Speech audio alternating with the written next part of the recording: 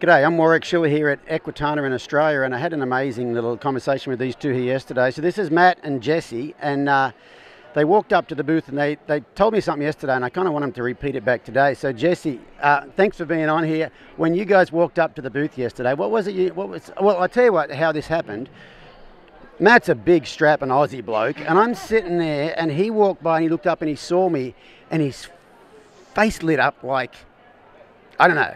Christmas. It lit up like Christmas, and I knew it wasn't like, oh, there's the bloody podcast guy or whatever. I could kind of tell that it was like, oh, that bloke affected me somehow. So I kind of want to unravel that bit of a story, but you were the first one to tell us something, wasn't it,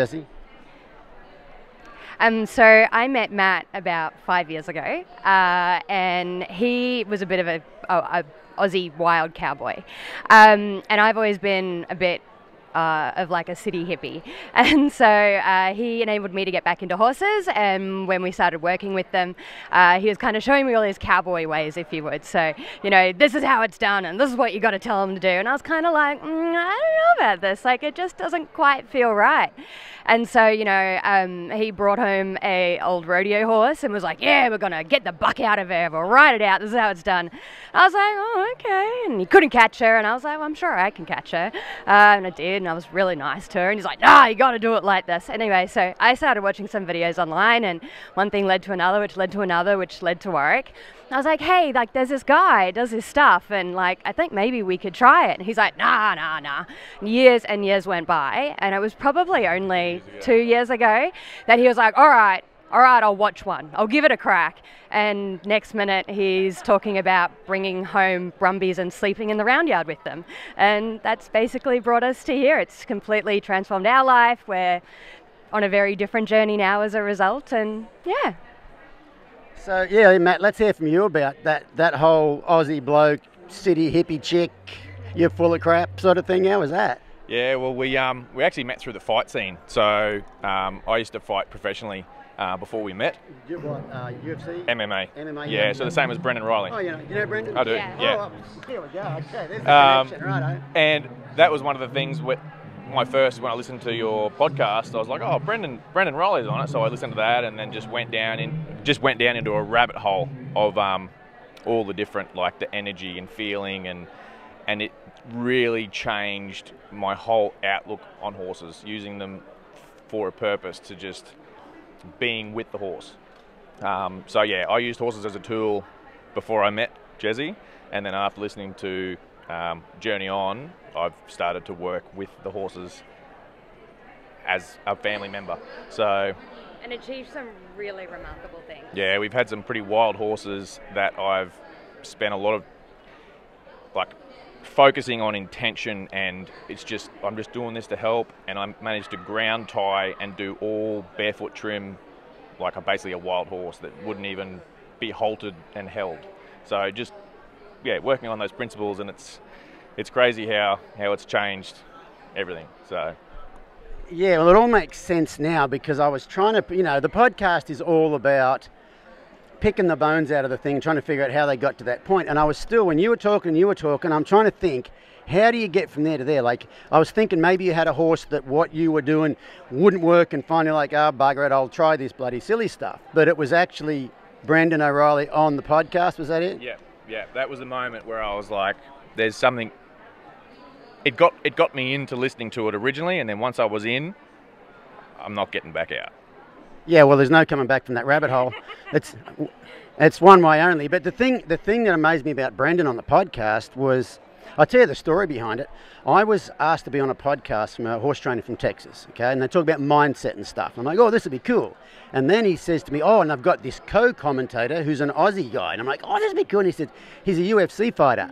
And I'm like, I'm going to have zero in common with this meathead, aggro, Aussie UFC fighter bloke, And then I got on the podcast, and he's a fan. He watches all the videos, and he's into all sorts of philosophical stuff. And I'm like, oh, I got to get you on the podcast. And it was so fascinating having him on the podcast talking about, like, I assume if someone's into mixed martial arts, they've got a bit of an aggressive streak anyway. And I don't know about for you, but for Brendan, he only did it because it was something to to test. challenge himself. Tell us about your journey into mixed martial arts. Very much similar. So it was more of a, I suppose when you go back, I was in a very unhappy marriage. So I originally got in there to escape a few things away from myself. And then once I got into the fitness side of it, and then the competition side, it was more just really testing myself and finding out what I was made from. Right. And yeah, basically just it grew from there. And I loved it. The first time that first bell went off, I was like, this is me. I just love the competition side and the camaraderie between your opponent and yourself. You can hammer and tongs for 15 minutes and that bell goes and you're giving them a hug. So it's like that mutual respect thing. Yeah. So did you kind of start out doing it like get rid of a bit of aggro? Was that some of it in there too with your unhappy marriage? It was to get fit. Right, yep. I was quite overweight. I was about 130 kilos and I was just like, I can't, and it was just a progression to try and lose the weight originally. And then after I started to enjoy the physical aspect of it is when I was like, maybe I'll compete now and do that sort of thing. That's not true. Yeah. So I was in martial arts, which is how we met, right? Yeah. So he was fighting under a new coach who was a mutual friend, and I knew Brendan. So we were all in a circle of people in the universe.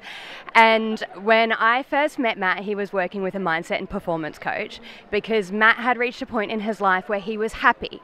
And as a result, he was really struggling to switch on his aggro in the ring or in the cage. And it was because the driver that had been there previously, which was rooted in unhappiness, was gone because he had found happiness or was on a journey towards happiness. So he was working with a mindset coach to help him find another trigger inside of himself to switch on in the octagon. Really? So this story gets even better because now I want to know, how does the city hippie chick get into mixed martial arts? So I was more on the grappling side, so the gi and no gi jiu-jitsu. I got into it because I'd always watched the female heroines in movies and gone, man, I want to kick ass like the Russian spy chicks, but I never had the confidence to walk into a space like that. I was like, I could never do that. And then I came out of a semi-violent relationship. I was in a relationship with someone new who was in martial arts, and he was like, just do it. Come along and we will do this. And after that, I learned that it was so incredibly empowering and that every woman who is on the planet should learn a martial art. And then, the cycle went on, and I was living in Victoria and he was up in Brisbane, and we just circled in, and next minute I'm up here on a farm and talking to Warwick Schiller. That's awesome. It's interesting how it doesn't matter what discipline you choose, when you get into a discipline of some sort, it highlights the weak parts that you have, or the shadow parts, the parts that aren't as strong as your other parts. Whether it's, you probably have heard, but I had talking on the podcast, I was at a men's emotional resilience retreat, and there was a guy there whose wife had horses, and he said, hey, my wife says that you guys say that your horse is a reflection of you. So if my horse is an arsehole, does that mean I'm an arsehole? And I said, no, it's actually the shadow side. It's more, if you're too timid, your horse might act a bit pushy. But if you're a bit too quick to anger, your horse might act scared. So it's almost the opposite of your... The other side of the mirror. Yes, the other side of the mirror, yeah. So... And it's blatantly apparent for us because we bring such different energies into the paddocks with the horses. Oh, sorry. Matt has a big energy. He's a big person with big, forceful sense of self. I felt his energy. Right, that's it. Everybody does, right? And it's inescapable. Whereas I'm at the other end of it, right? Like I've got a big, bright personality, whereas Matt will often be quiet, but underneath all of it, I'm actually very sort of timid and quiet and anxious.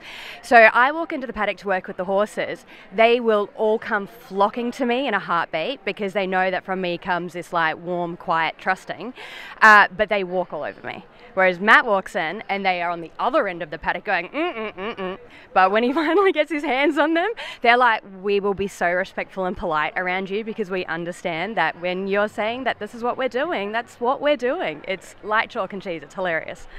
But instead of me, I used to be this is what we're doing, but now I try and I ask, would you like to participate in what we're doing? And I'm only going to be doing this for your benefit. I'm not doing it for my benefit anymore. I'm trying to do it for the horses' benefit and working with the horses now, which led to both of us, in myself as well.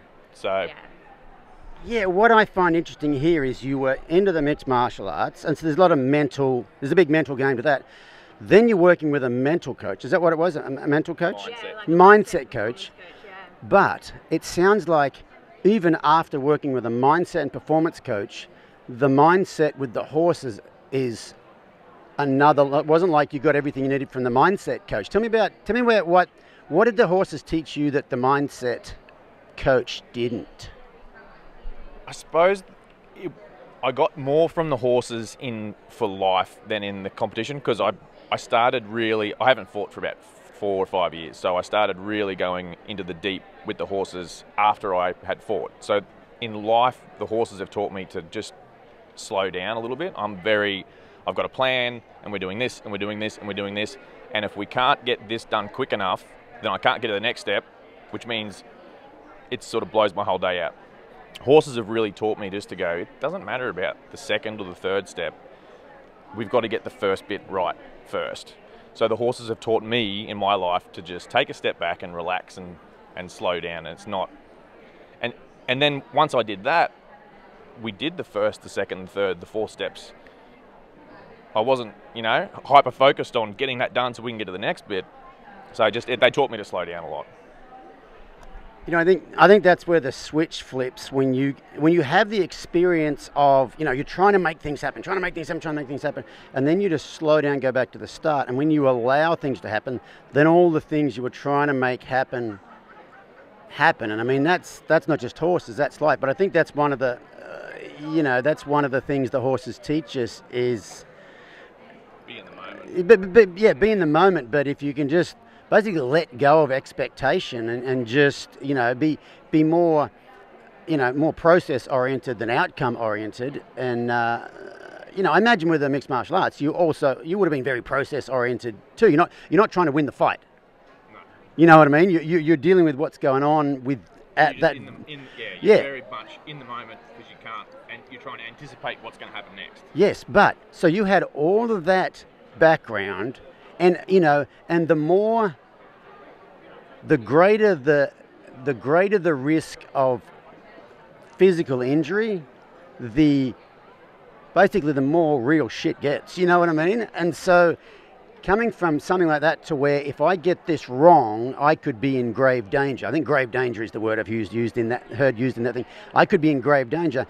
You've got to get it right, but it sounds like even the horses, not that you're in grave danger with the horses, unless you want to ask for something you shouldn't be asking for, but it's almost, I'm just fascinated I'm this badass, mixed martial artist who has a mindset coach, and then on the end of that, the horses taught me way more stuff. I mean, that's, to me.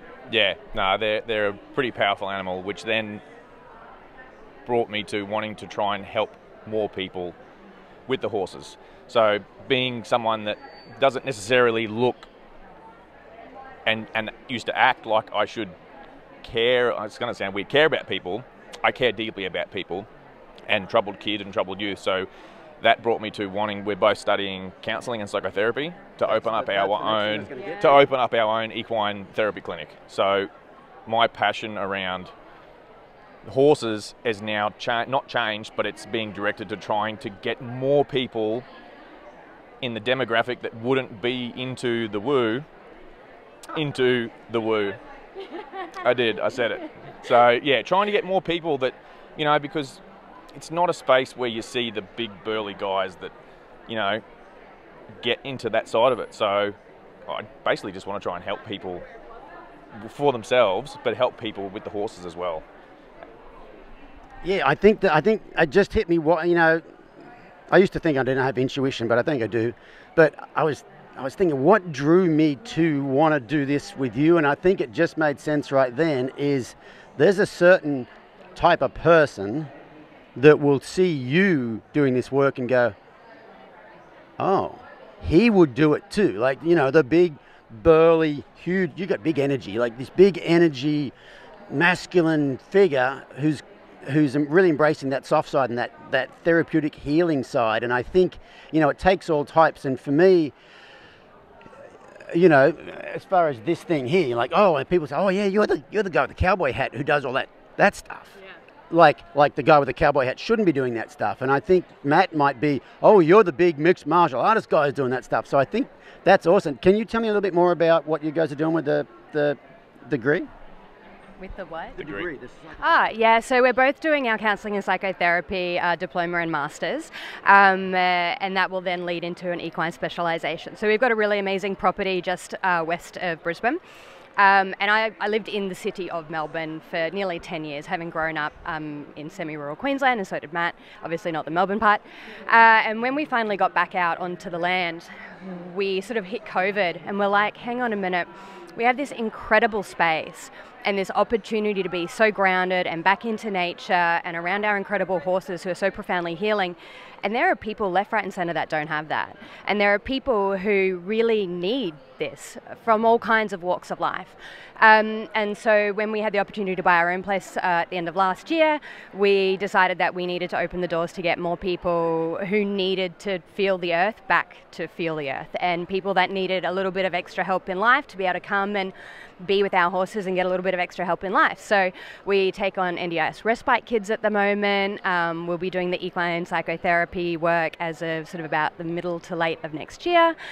We have a B&B where people come and do farm stays with us and just hang out under the trees and roll around on the ground and pat water buffalo and all sorts of weird and wacky stuff. And we kind of just say it's a place to come and wear your comfy pants and no one cares. And it's just a chance for us to be able to give people what they need as far as an opportunity to reconnect with themselves and the earth and nature and each other. Wow, that's amazing. Before we go, tell me about, so when you guys first got together and he's breaking in these horses, were you a professional horse trainer? Is that what you were doing at the time? No, so I'm a Boilermaker diesel fitter, and I left school at 14 and went droving for 6 months. Oh, really? Okay. And then ag college because I wasn't getting paid enough, not having a degree, and then worked on stations and properties and went, there's not much money in this, so then I went and did my apprenticeship. So yeah, when we met I was a Boilermaker, and I just did the horse training for fun, basically. So and I hadn't had horses for a long time before we met, and then we met and moved to a decent sized block where I could get another horse that I hadn't had for quite a while. So that's when I probably trained horses for 10 years, just, out bush, and then came back to the city and worked as a Boilermaker and then went to the mines. And then when we met, I was like, it's time to get my passion back. And yeah, I got my first horse was an ex-rodeo horse that didn't buck enough, but she bucked enough. Bucked plenty. And I broke her in the paddock. We didn't have any round yard or anything set up at the time. So yeah, the horse thing was just... You threw a saddle on and we're like, we'll just see what happens with like glorified string for fences and a saddle and him, and it was chaos, absolute chaos. But it worked out and she turned out to be a really nice horse, so yeah. That's awesome. So do you guys have like somewhere people can contact you, a website, anything like that? Yeah, so we have our website, which is wolfpackhealthandwellness.clinic, and we're on Instagram under the Wolf Wellness and Wolfpack. The Wolfpack Ranch. The Wolfpack Ranch. Wolfpack Ranch. You'll find it. It's pretty easy. Thank you. Yeah. Awesome. Well, it's been a pleasure. Thanks so much for stopping by. Jess, give us a hug. That's awesome. Keep on doing what you're doing. You guys are making the world a better place. Thanks, Warwick. Thank you.